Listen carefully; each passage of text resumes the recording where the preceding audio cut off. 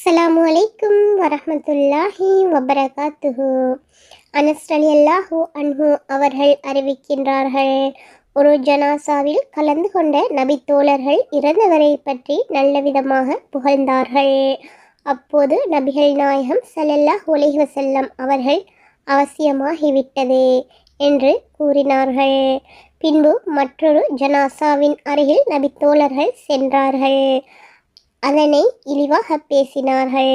அப்போது நபிகள் நாயகம் ஸல்லல்லாஹு அலைஹி வஸல்லம் அவர்கள் அவசியமாகிவிட்டது என்று கூறினார்கள். என்ன அவசியமாகிவிட்டது என உமர் ரலியல்லாஹு அன்ஹு அவர்கள் கேட்டார்கள்.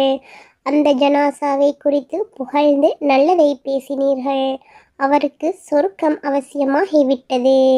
இந்த ஜனாசாவை பற்றி இகழ்ந்து பேசினீர்கள், இவருக்கு நரகம் அவசியமாகிவிட்டது. நீங்கள் தான் பூமியில் அல்லாஹ்விற்குரிய சாட்சியாக உள்ளீர்கள் என்று நபிகள் நாயகம் ஸல்லல்லாஹு அலைஹி வஸல்லம் அவர்கள் கூறினார்கள். இந்த ஹதீஸ் புகாரியில் 1367வது ஹதீஸாகவும் முஸ்லிமில் 949வது ஹதீஸாகவும் பதிவு செய்யப்பட்டுள்ளது. இன்னொரு அறிவிப்பில் அபுல் அஸ்வத் கூறுகின்றார்கள், நான் மதீனா சென்று உமர் ரலியல்லாஹு அன்ஹு அவர்களிடம் உட்கார்ந்திருந்தேன். அவர்கள் முன் ஒரு ஜனாசா கொண்டு செல்லப்பட்டது. அந்த ஜனாசா பற்றி நல்ல வார்த்தை பேசப்பட்டது. அப்போது உமர் ரலியல்லாஹு அன்ஹு அவர்கள் அவசியமாகிவிட்டது என்று கூறினார்கள். பின்பு மற்றொரு ஜனாசா கொண்டு செல்லப்பட்டது. அவர் பற்றி நல்ல விதமாக பேசப்பட்டது. அப்போது உமர் ரலியல்லாஹு அன்ஹு அவர்கள் அவசியமாகிவிட்டது என்று கூறினார்கள். பின்பு மூன்றாவது ஜனாசா கொண்டு செல்லப்பட்டது. அந்த நபர் பற்றி இகழ்ந்து பேசப்பட்டது. அப்போது உமர் ரலியல்லாஹு அன்ஹு அவர்கள் அவசியமாகிவிட்டது என்று கூறினார்கள். முஹ்மின்களின் தலைவர் அவர்களே, என்ன அவசியமாகிவிட்டது என்று கேட்டேன்.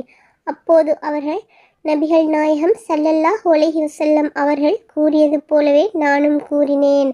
நல்ல விதமாக 4 பேர் சாட்சி கூறும் எந்த முஸ்லிமையும் அல்லாஹ் சொர்க்கத்தில் நுழையச் செய்வான் என நபிகள் நாயகம் ஸல்லல்லாஹு அலைஹி வஸல்லம் அவர்கள் கூறினார்கள் என்று உமர் ரலியல்லாஹு அன்ஹு அவர்கள் கூறினார்கள்.